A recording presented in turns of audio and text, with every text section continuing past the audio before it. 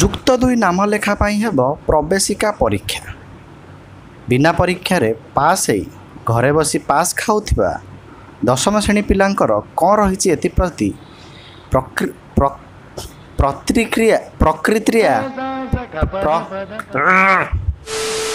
କ'ଣ ରହିଛି ଏଥିପ୍ରତି ପ୍ରତିକ୍ରିୟା ଆସନ୍ତୁ ପଚାରି ବୁଝିବା। ଆଉ ତା ସହିତ ଗୋଟେ ନବମ ଶ୍ରେଣୀ ପିଲା ଏବେ ଯାଉଥିଲା ତାକୁ ବି ପଚାରିଦେବା କି ସିଏ କେମିତି ଭାବୁଛି କ'ଣ ହେବ ତାର ନେକ୍ସଟ ବର୍ଷ। ଆସନ୍ତୁ ଆଜ୍ଞା, ଚାଲ ସାର୍। ନମସ୍କାର ନମସ୍କାର ନମସ୍କାର। କ'ଣ କହିଲେ? ହଉ ପ୍ରବେଶିକା ହଉ ଯାହା ହେଉଛି ହଉ। ଆଉ ଦେଖ ମୋତେ କିଛି ଫରକ ପଡ଼ୁନି। ଆମର ଭାଇ 2 ବର୍ଷିଆ ପ୍ଲାନ୍, ପୁରା 2 ବର୍ଷ ପ୍ଲାନ୍ ହେଇଛି।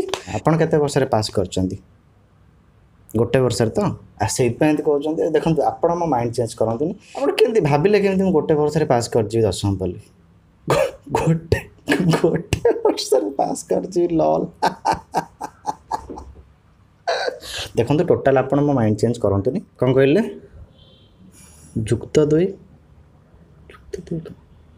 ଚିଣ୍ଟୁ ଯୁକ୍ତ ଦୁଇ କ'ଣ ରେ?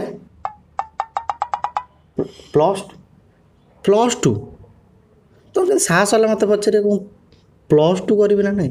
+2 ଲାଗି ମୁଁ ପ୍ରବେଶିକା ପରୀକ୍ଷା ଦେବି? କୁଆଡ଼ୁ ଆଇଛ ତମେ? ଟୋଟାଲି ପ୍ଲାନ୍ ହେଇଛି ମୋର। ଗଭର୍ଣ୍ଣମେଣ୍ଟ ITI ଖପୁରିଆରେ ପଢ଼ିବି କଟକରେ। ସିଏ ସାର୍ କହିଲେ ତୁ ପ୍ରି ବୋର୍ଡ଼ରେ 599 ରଖିଛୁ, ତ ବୋର୍ଡ଼ ପରୀକ୍ଷାରେ ତୁ 600 ମିନିମମ୍ 602 ରଖିବୁ। ମୁଁ କିନ୍ତୁ ସେଇ ଟାଇମ୍ରେ ଭାବିଲି କେଡ଼େ ଗୋଟେ ବୋକାଚୋଦା ସାର୍ କିଏ, 600 ମାର୍କ ତ ଫୁଲ୍ ମାର୍କ, ମୁଁ 602 କେମିତି ରଖିବି? 2 ବର୍ଷିଆ ପ୍ଲାନ୍ ହେଇଛି ପୁରା। ମୁଁ ନେକ୍ସଟ ଇୟର୍ ପରୀକ୍ଷା ଦେବା ପାଇଁ ମାଇଣ୍ଡ ସେଟ୍ କରିଛି। 1 ବର୍ଷରେ ପାସ୍ କରିଯିବି। କଟକରେ ରହିବି, ସେଇଠୁ ଭୁବନେଶ୍ୱର ପାଖ ହେବ।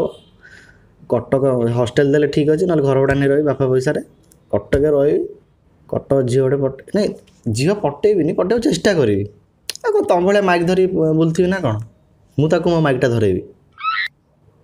ସରି ମାନେ ବଢ଼ିଆ ହେଇଛି, ନାମ ନିଅନ୍ତୁ।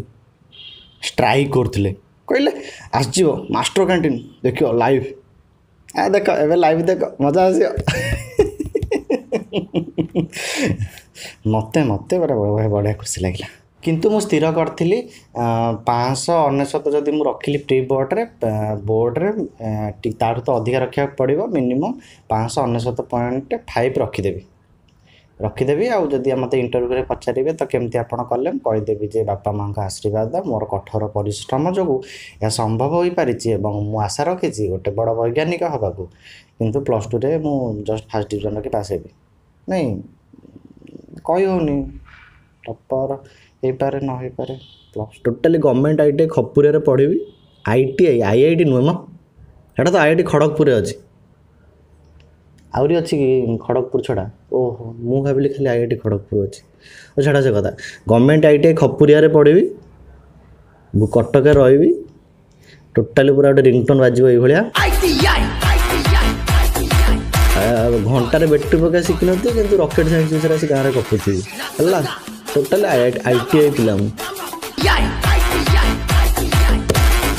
ମୋର ଭାରି ମନ ଦୁଃଖ ହେଲା ଯେତେବେଳେ ଜାଣିଲି କି ପ୍ରବେଶିକା ପରୀକ୍ଷା ହେବ। ଦେଖନ୍ତୁ ପ୍ରବେଶିକା ପରୀକ୍ଷା ମାନେ ତ ମିନିମମ୍ ନୁହେଁ, ମାନେ MCQ ପଡ଼ିବ, ମଲ୍ଟିପଲ୍ ଚଏସ୍ କୋଶ୍ଚିନ୍। ମୁଁ ଯେଉଁ ଏତେ ରାତି ଘୋଷି ଲଙ୍ଗ କୋଶ୍ଚିନ୍ ଗୁଡ଼ା ଘୋଷିଛି ସେଇଟା କ'ଣ ହେବ?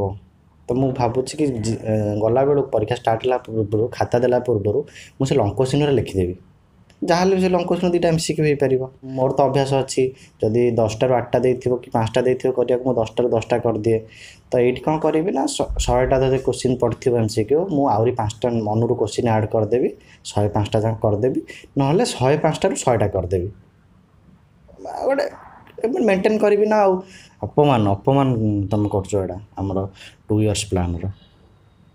କିଛି ଆମର ଫାର୍ଷ୍ଟ ଇୟର୍ ଆମର ସହିତ ସମ୍ପର୍କ ନାହିଁ। ଆମେ ସେକେଣ୍ଡ ବର୍ଷ ପରୀକ୍ଷା ଦେଇକି ଦଶମ ନେକ୍ସଟ ବର୍ଷ ପରୀକ୍ଷା ଦେଇ ପାସ୍ କରିବୁ।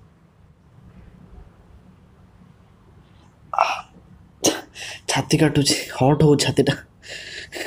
ଇଏ ଆମ ବ୍ୟାଚ୍ର ଗୋଟେ ଝିଅ ମ, ଆମ ନବମ ଶ୍ରେଣୀର ଝିଅଟା। ହଁ ବା, ବୁଝୁଥିବେ ନବମ ଶ୍ରେଣୀ ଝିଅଟା ଛାତିକୁ ମୁଁ ହଟ୍ କରୁଛି। ପଳେଇ ଆଇଲେ 1 ଇୟର୍। एमिति बुझिब केमिति केते जतनरे ताकू किए गढ़िछि नवम श्रेणी झियटा छाती को महट करुछि नवम श्रेणी झियटा छाती को महट करुछि।